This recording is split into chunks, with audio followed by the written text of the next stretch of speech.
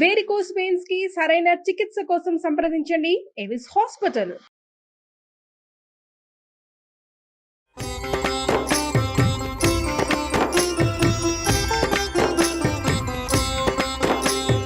నమస్కారం.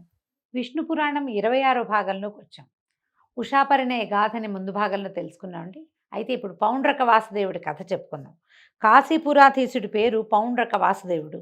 ఈ వాసుదేవుడు పేరు ఎప్పుడైతే తనకి పెట్టబడిందో తను కృష్ణుడితో సమానమని అతను భావించేవాడు. తనకి సాటి ఏ రాజు లేడనే లాంటి ఒక గర్వం ఉండేదట అతనికి. తన పేరు తగినట్టు వాసుదేవ నామధేయానికి పైగా ఏమిటంటే పరవాసుదేవ తత్వం ఒకటి ఉంది, భగవతత్వం. విష్ణుమూర్తిని వాసుదేవుడు అంటే కృష్ణుడనే చెప్పుకోవడానికి వీల్లేదు. దాని పేరే అది. అంటే ప్రపంచంలో ఉన్న ప్రతి ప్రాణిని రక్షించగలిగిన వాడు వాసుదేవుడు అంటే. ఆ వాసుదేవుడి నామధేయం ఉండటం వల్ల ఎట్లా పరవాసుదేవ తత్వంలో శంఖచక్ర గదాధరుడుగా ఆయన గదాధారిగా ఉంటాడో అలాగా తను కూడా శంఖచక్రాలు కల్పించుకుని పరిపాలన చేస్తూ ఉండేవాడట. అతని లక్షణాలు చూసి చుట్టుపక్కల రాజులంతా హేళనగా మాట్లాడుకునేవాళ్ళు. కానీ వీడికి ఏమనిపించింది, వీడేం కృష్ణుడురా అలా మాట్లాడేవాళ్ళు. ఇప్పుడేమిటి కృష్ణుడు ఎక్కువ నేను తక్కువ? కృష్ణుడు కూడా నాలాగానే మానవ గర్భంలో జన్మించాడు కదా, అందుకని కృష్ణుడి మీద ఒక పగ కలిగింది. ఇప్పుడు ఇది అండి, దీనికి ఒక ప్రత్యేకమైన విషయం చెప్పుకోవాలి మనం. కలి సమీపానికి వచ్చేసేసరికల్లా కలిపురుష లక్షణం ఏంటంటే భగవంతుని మీద పగే కలిపురుష లక్షణం. సర్వసమృద్ధి కలిగినటువంటి ప్రపంచాన్ని ఎవరు నిర్మించారో అతనిని ధిక్కరించటమే కలి యొక్క లక్షణం. ఈ కలికి ముందు భాగాల్లో ఉన్న వ్యక్తుల్లో కూడా ఇలాంటి లక్షణాలు కొన్ని కనపడ్డాయి. అయితే ఎక్కువ మంది లేరు. అలాంటి వాళ్ళు ప్రత్యేకంగా పేర్లతోటి చెప్పదగిన వాళ్ళు మాత్రమే ఉన్నారనమాట. వాళ్ళలో శ్రీకృష్ణుడికి సంబంధించిన వాళ్ళు, భగవంతునితో కలిసి జన్మించిన వాళ్ళు, ఆ కాలంలో జన్మించిన వాళ్ళు, సమకాలీనులు కూడా కొంతమంది ఉన్నారు. కృష్ణుడిని ధిక్కరించిన వాళ్ళు, ప్రశ్నించిన వాళ్ళు ఉన్నారు కదా. మన మహాభారతంలో, భాగవతంలో ఆ కథలు చెప్పుకుంటాం. ఇప్పుడు ఇంతకుముందు కూడా మనం చూసాం కొన్ని కథలు. ఈ పౌండ్రక వాసుదేవుడికి కృష్ణుడి మీదే పగ. అయితే అన్ని విధాలా తమకి వసుడై ఉండాలని చెప్పవలసిన మాటలు చెప్పి ఒక దూతని కృష్ణుడి దగ్గరికి పంపించాడు. ఏంటి, నువ్వు నీ గొప్ప ఏం లేదు, నువ్వు ఇంకా శంఖాన్ని చక్రాన్ని పిలిస్తే వస్తాయి, చక్రాన్ని పిలవాలి నువ్వు, నా దగ్గర అవి రెడీగా ఉన్నాయి అని ఇలాంటి కొన్ని మాటలు చెప్పి నువ్వు నాకు వసుడుగా ఉండు అని ఉత్తరం రాయించి పంపించాడు. ఆ దూత వచ్చి, ఇది చూడండి, నందనందన శంఖచక్రాలు, గదా, ఖడ్గాలు, కౌస్తుభము, పీతాంబరము కలిగి ఉన్న వాసుదేవుడిని నేను అవన్నీ కలిగే ఉంటాను. నేను నా పేరుతో నువ్వు ఉండడానికి వీల్లేదు కాబట్టి వాటిని విడిచి నన్ను అనుకరించే బుద్ధి కలిగి ప్రవర్తిస్తూ ఉండు. కాదంటావా, ఈశ్వరాదులు తోడుగా వచ్చిన దారుణ రణంలో నిన్ను తెగనేసి ఆ చిహ్నాలన్నీ ఎగిరిపోయేటట్టు చేస్తాను అని మా రాజు కాశీపతి పౌండ్రక వాసుదేవుడు అనే పేరు వాడు నీకు చెప్పవలసిందనగా వచ్చి చెప్పాను, ఏమంటావు అని ఒక దూతతోటి ఈ వాక్యాలు చెప్పించాడు.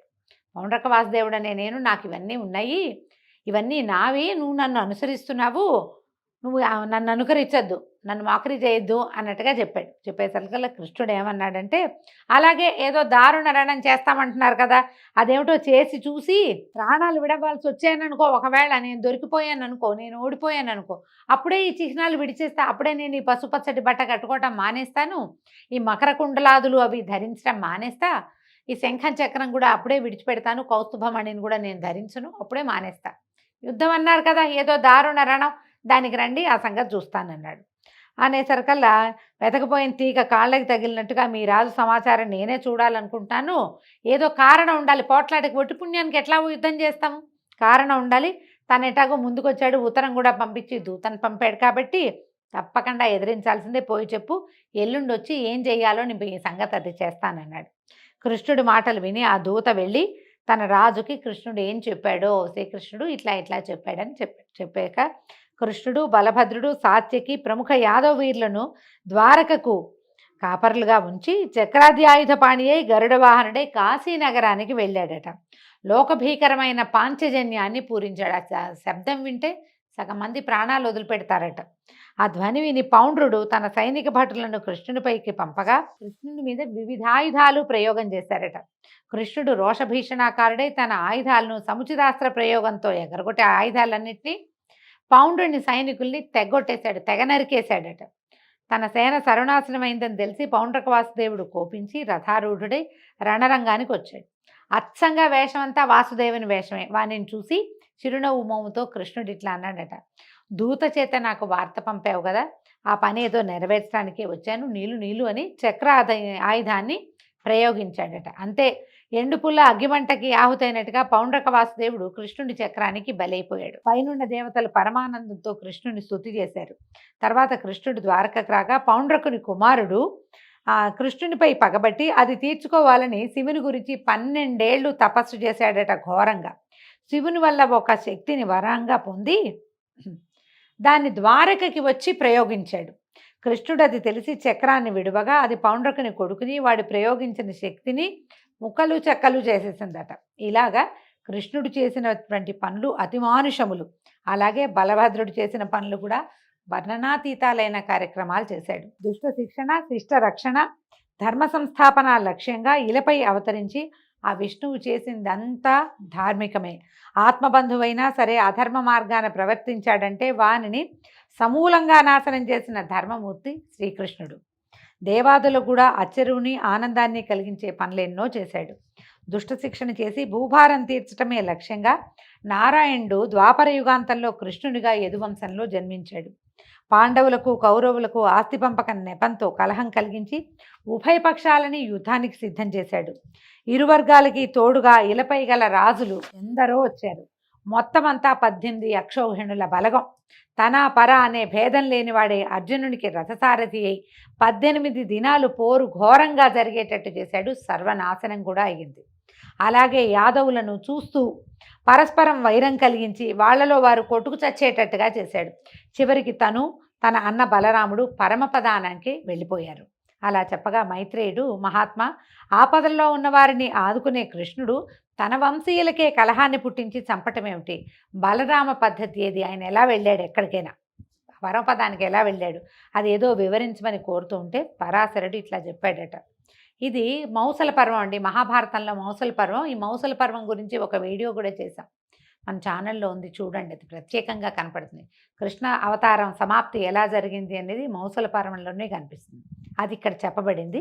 యాదవులు ఇంద్రాదులకు కూడా తేరి చూడరాని బలపరాక్రమాలతో మితిమీరి ప్రవర్తించడం చూసి కృష్ణుడు ఇట్లా అనుకున్నాడట. వీళ్ళని అంతమొందిస్తే గానీ భూభారం తీరదు, ఆ పని చేయవలసిందే అనుకుంటూ ఉండగా దూర్వాసుడు కృష్ణ దర్శనం చేయాలని ద్వారకకి వచ్చి ద్వారం దగ్గర నిలబడి తన రాక కృష్ణుడికి చెప్పవలసిందని అక్కడున్న యాదవ కుమారులతో చెప్పారట. వీళ్ళు ఈ పని చేయకుండా దైవ నిర్ణయం వల్ల కృష్ణుని మనవడైనటువంటి సాంబుడికి గర్భవతి వేషం వేసి దూర్వాసుని ముందు వద్దకు తీసుకొచ్చి, అయ్యా దీనికి కొడుకు ఎప్పుడు పుడతాడు అని అడిగారట. అడగంగానే అసలు విషయం గ్రహించినటువంటి దూర్వాస మహాముని కోపం ప్రకటించే చూపుతో చూసి, దీనికి కొడుకు పుట్టడు, ఇనపరోకలి దీని కడుపులోంచి వస్తుంది, వెంటనే యుద్ధం ఆరంభం అవుతుంది, దానివల్ల ఘోర యుద్ధం జరుగుతుంది, యదువంశమంతా నశిస్తుంది, నా మాట బ్రహ్మ కూడా నా మాటని తప్పించలేడు, వీడు ఆడది కాదు, ఇది గర్భవతి వేషం, పొండి మూర్ఖులారా, మీరు మూర్ఖులు, చావడానికే పుట్టారు మీరని వెళ్ళిపోయాడు. ఆ యాదవ కుమారులు భయభ్రాంతులే కృష్ణుని వద్దకు వెళ్ళి జరిగింది చెప్పారు. ముని శాపానికి ఎదురీత చేయగలడు, కానీ చేయడానికి ఇచ్చగించలేదు కృష్ణుడు. చేయగలడు ఆయన, కానీ ఇదేమిటి, యదువంశ నాశనం ఎలాగూ తప్పదు, వీళ్ళు శాపగ్రస్తులు వీళ్ళు. కాబట్టి ఈ సమయంలోనే వీళ్ళు మదంతో కురుక్షేత్రంలో గెలిచిన వాళ్ళం మేమన్న ధోరణితోటి ప్రవర్తించటాన్ని దాన్ని చూసి కృష్ణుడు ఈ నిర్ణయాన్ని తీసుకున్నాడు. అందుకని ఏమన్నాడు, కొత్తగా వింటున్నట్టుగా ఆశ్చర్యపోయాడు, ఏమీ తెలియనట్టు ఉండిపోయాడు. తర్వాత పౌరులు బంధువులు వచ్చి పరి విధాలుగా ప్రార్థించిన మాట్లాడకుండా ఉండిపోయాడట. కొద్ది రోజుల్లో సాంబుని కడుపులోంచి దూర్వాసుని కోపానికి శాపమన అన్నట్టుగా కడుపు చీల్చుకుని ఒక ఇనప రోకలి బయటకు వచ్చిందట.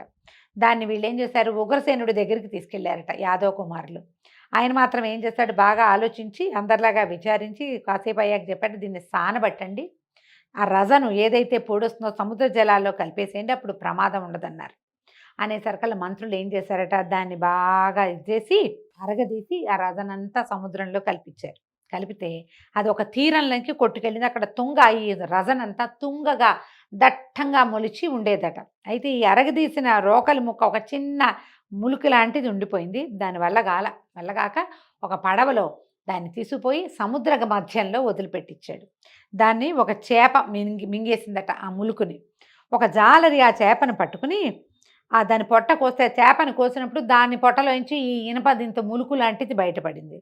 పడేసరికల్లా వాడు తన స్నేహితుడైన ఒక వేటగాడికి అది ఇచ్చాడట. ఇది చాలా పదునుగా ఉంది చూడమంటే వాడేం చేశాట, తన బాణం కొసకి దాన్ని ఇట్లా ముళ్ళులాగా మాడాలకి కొస కావాలి కదా, ఎడ్జ్కి దీన్ని ఇట్లా పెట్టుకొని ఉంచుకున్నాడు. ఇక ద్వారకలో ఎన్నో దుర్నిమిత్తాలు కనపడ్డాయట. కుక్కలు నక్కలు ఇళ్లల్లోకి వచ్చేయటం, ఇళ్ల మీదకి ఎక్కి అరవటం, కాకులు గుడ్లగూబలు కలిసి ఇళ్లల్లో కూయటం, గబ్బిలాలు ఇళ్లల్లోకి ప్రవేశించటం, పట్టపగలు మింట చుక్కలు కనపడడం, అకాల మేఘాలు, మేఘాల్లోంచి వర్షం, ఈ రక్తపు వర్షం కురవడం, పురవరి వీధిలో మృగాలు బయటకు వచ్చేయటం. మనం ఇప్పుడు చిరుత సంచారం అని వింటుంటాం కదా. చిరుత సంచారం ఏంటంటే దుర్నిమిత్తం అట, మంచి సంజ్ఞ కాదు. అవి ఎక్కడ ఉండాలి? అడవుల్లో ఉండాలి. ఊళ్ళల్లోకి వచ్చేయటం మంచిది కాదట. భయంకరంగా కూతలు, గ్రహాలని వక్రగతిన సంచరించడం, పట్టపగలే కనిపిస్తూ ఉండటం, ఆవిరితోటి అగ్గి మంటలు వచ్చేస్తూ ఉండటం, ఇవన్నీ యదువంశం వినాశం కాబోతోంది అనే దానికి సూచనగా కనపడేవి. అయితే ఒకనాడు ఉద్ధవుడు వచ్చి కృష్ణుడి దగ్గరకు వచ్చాడట. కృష్ణ, నీకు తెలియంది కాదు, ద్వారకలో దుర్నిమిత్తాలు కనపడుతున్నాయి. మరి నీ పుత్రమిత్రాదుల సంరక్షణ ఏమిటి? ఏం చేయబోదాం, ఇప్పుడు ఏం చేద్దాము అని అడిగితే ఈయన చెప్పాడట కృష్ణ పరమాత్మ వాక్యాలు చూడండి. ఉద్ధవ, ద్వాపరయుగం అయిపోవచ్చింది. భూభారం తీర్చడానికే నా రాక. యుద్ధాలలో దుష్టుల్ని చంపించాను. మిగిలింది ఏంటంటే ఒకంత యాదవ వంశం. దీన్నే అంతమొందించాలి. చేజేతులా నేనది చేయటం లోకధర్మానికి విరుద్ధమని తంత్రం వేశాను. అదే మునిశాపం. నేనది మళ్ళించగలను, కానీ వీళ్ళంతా గతి తప్పి ఉన్నారు. వీళ్ళంతా సద్గతి పొందాలి వీళ్ళు. అందుకని ఇక నీ మాట ఏంటంటే, నువ్వు నన్ను మనసులో ధ్యానిస్తూ ఉండు, నీకు ముక్తిని కలిగిస్తాను. నేను కూడా ఈ నరరూపాన్ని, మానవ రూపాన్ని విడిచి దివ్యపదానికి వెళ్ళిపోతాను. తర్వాత ఈ ద్వారక సముద్ర జలాల్లో కలిసిపోతుంది. ఈ వాక్యాలు పరమ రహస్యాలు మనసులో పెట్టుకో, వెళ్ళు. నువ్వు మాత్రం నా నామధ్యానం చేసుకుంటూ ఉండని ఉద్ధవుడిని పంపేశాడు.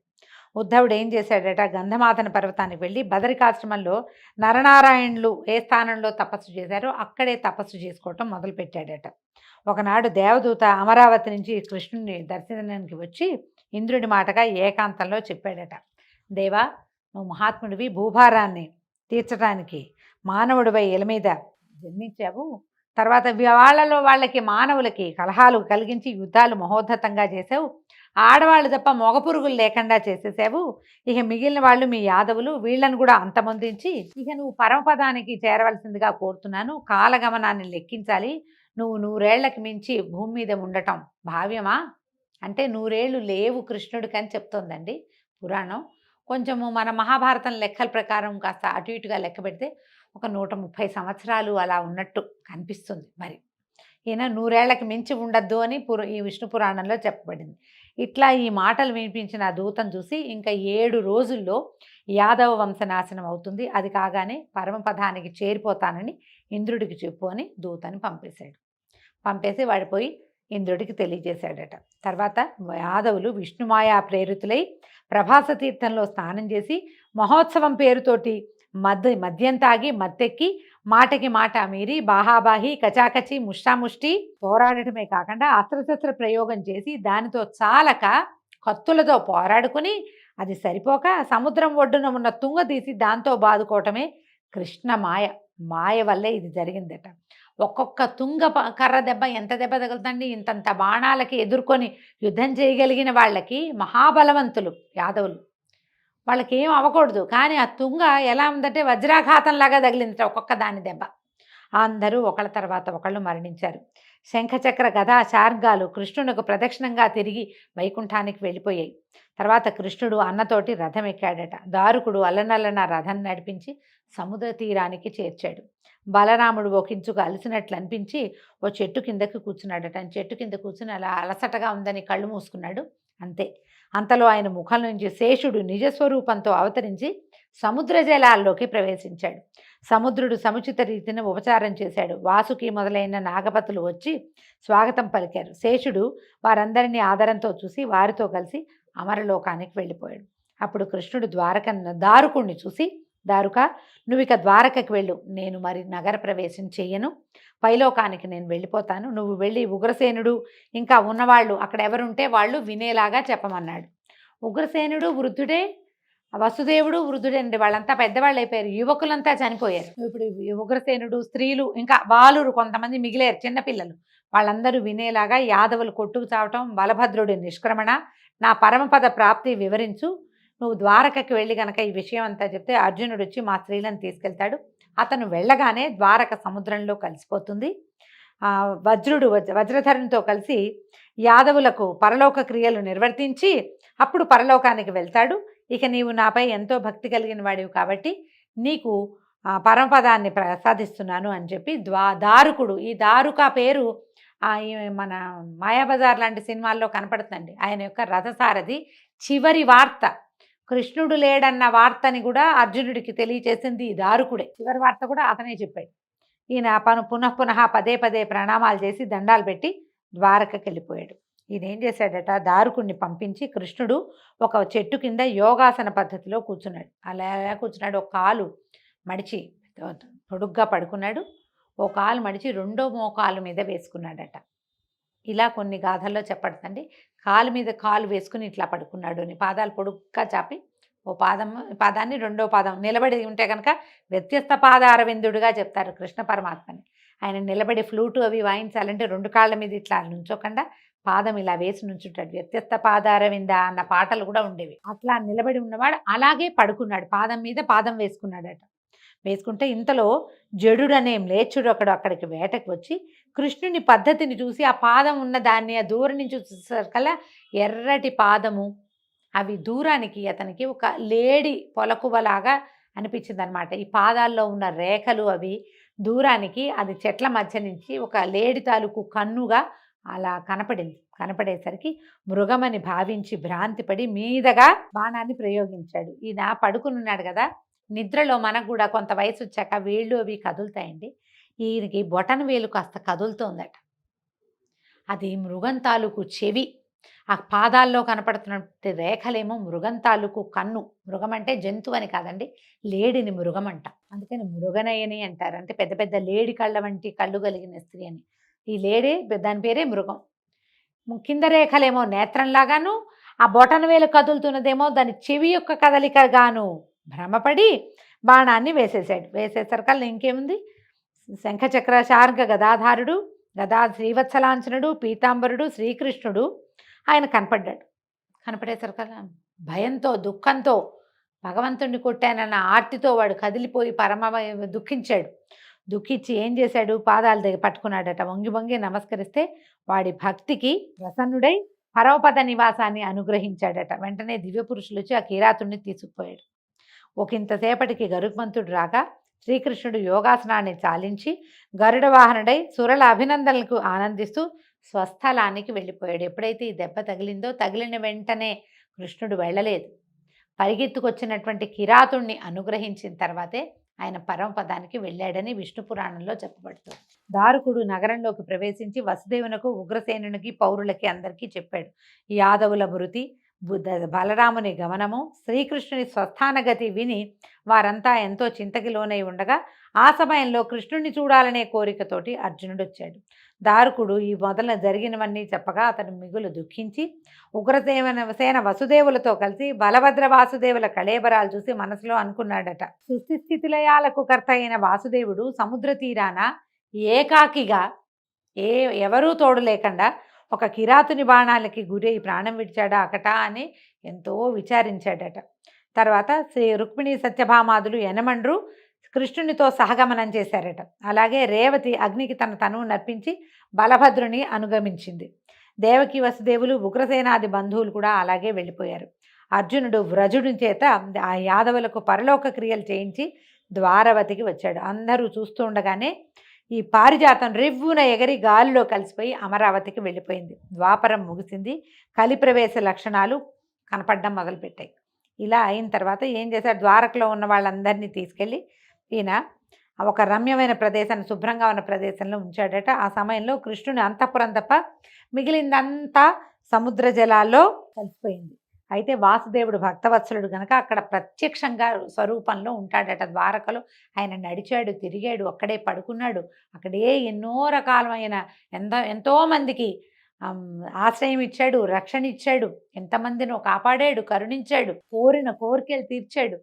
ఎంతమందితో కలిసి ఆటలాడుతూ నవ్వుతూ ఎంతమందితోటో కలిసి ఉన్నాడు. కాబట్టి ప్రత్యక్ష స్వరూపంలో ద్వారకా నగరంలో ఉంటాడని చెప్తారు. అందుకని అది పుణ్యక్షేత్రమైంది.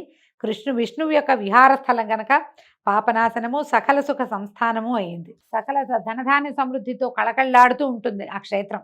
దాన్ని దర్శించడానికి వెళ్ళిన మానవునకు మాధవుడు మోక్షప్రదాతగా ఉంటాడు.